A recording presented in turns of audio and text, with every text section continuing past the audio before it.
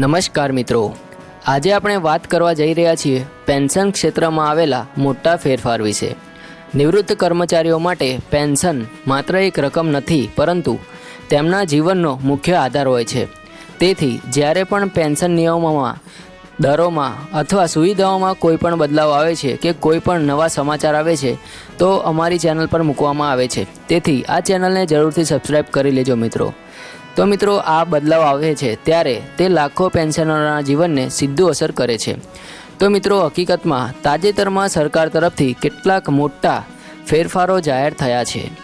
તો સૌપ્રથમ વાત કરીએ ડિયરનેસ અલાઉન્સ એટલે કે ડીએ અને ડિયરનેસ રિલીફ એટલે કે ડીઆર અંગે।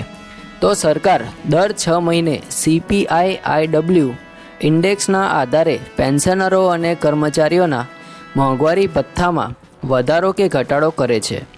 આ ફેરફાર સીધો પેન્શનરોના હાથમાં આવતી રકમ પર અસર કરે છે।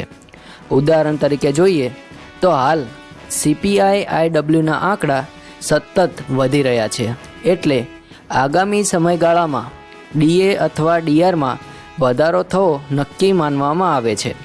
મિત્રો, બીજા મહત્ત્વના બદલાવ વિશે વાત કરીએ તો એ છે EPS 95 પેન્શન યોજના સંબંધિત છે। સુપ્રીમ કોર્ટના ચુકાદા પછી હવે પેન્શનરોને તેમના વાસ્તવિક પગારના આધારે ઊંચું પેન્શન મેળવવાનો હક મળ્યો છે।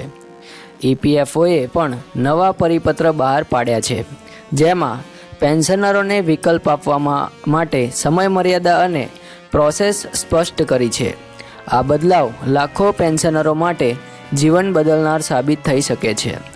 મિત્રો, ત્રીજા મુખ્ય મુદ્દાની વાત કરીએ તો એ છે 8મું પગાર પંચ।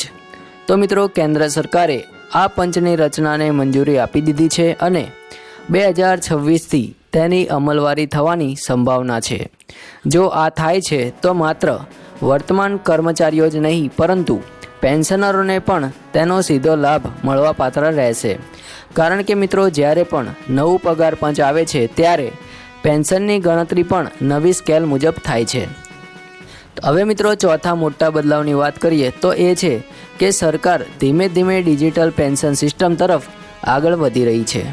હવે પેન્શનરોને દર વર્ષે લાઈફ સર્ટિફિકેટ આપવા માટે બેંકમાં જવાની ફરજ નથી રહેતી, કારણ કે મિત્રો, તેઓ ઘરે બેઠા મોબાઈલ એપ અથવા આધાર આધારિત બાયોમેટ્રિક સેવા મારફતે પણ સર્ટિફિકેટ સબમિટ કરી શકે છે।